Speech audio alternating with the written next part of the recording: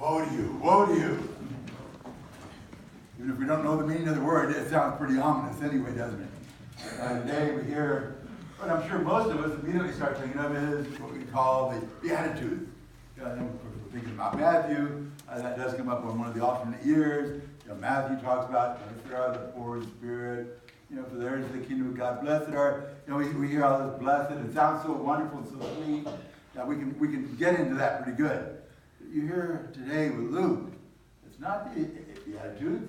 The Beatitudes, Matthew said we're on the mountaintop. Today he said he came down from the mountain, and now he's addressing the apostles and the disciples, particularly, even though there's a big crowd around them.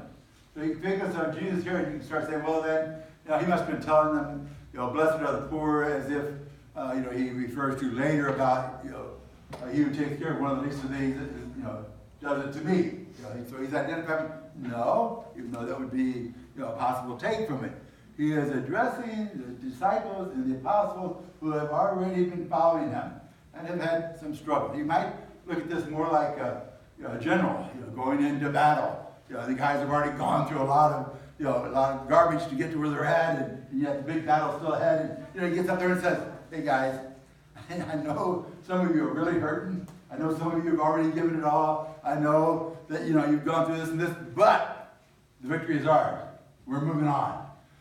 That's kind of what Jesus is doing. Kind of that real pep talk to say, "Blessed are you who are my disciples. Blessed are you, because I know you're poor. You gave up everything to follow me." Remember Peter said, "Lord, we gave up everything." And Jesus said, "Hey, Peter, I tell you, no one has given up mother, father, brother, sister without receiving 100 times in this world and in the next." So, he's addressing that. Blessed are you who are hungry.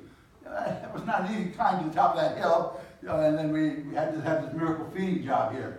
Blessed are you who are not laughing. So he goes through all this, but then the fourth one is the catcher that tells you he's talking to the apostles and these disciples. And blessed are you when they make fun of you, exclude you, call you names. Seem to see a lot of that going on lately, don't we? For those who are trying to give witness to the gospel. If you watch much news anyway, you see, wow.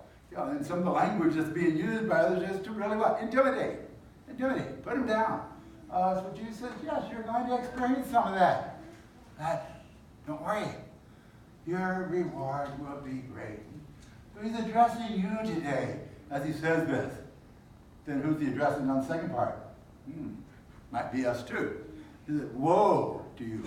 Woe to you who are rich. Where does that come from? Are there some who are, if you will, rich in the midst of his disciples? Think of Judas who carried the purse. We think of those who Paul addressed who said that they were given everything but held some back. There are those who are saying, yeah, I'm going to follow Christ. Right? He seems like a pretty interesting fellow, but I'm going to hedge my bet here and make sure I'm safe at home. And so they go through that. And then as Jesus addresses them, woe to you, when others speak well of you. They're looking at the guys who are poor and they're saying, "That stupid fellow, what's he doing? He's following that itinerant preacher out there. What does he think he's doing? He's leaving too much behind. He's got responsibilities." And the rich who hedge their bets, they know they got a home to go to. They know they've got provisions back. Hey, you were pretty smart. That guy went on the cross and you've got something to come back to. You were good. So they are hearing the praises and not having really invested themselves into Christ. So today, it comes to us to say, yes, Jesus is talking to us, all right, to each of us. But which one are we? Which one are we? Are we poor, suffering, hungry? Are we somebody who has experienced the cost of the gospel in some way? There is a cost, you know that?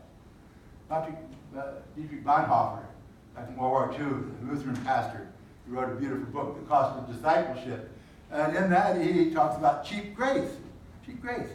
Because there are those who want to be Christian. Yeah, I can sign my name to the list, and I can show up and worship on Sunday, and I can say I belong.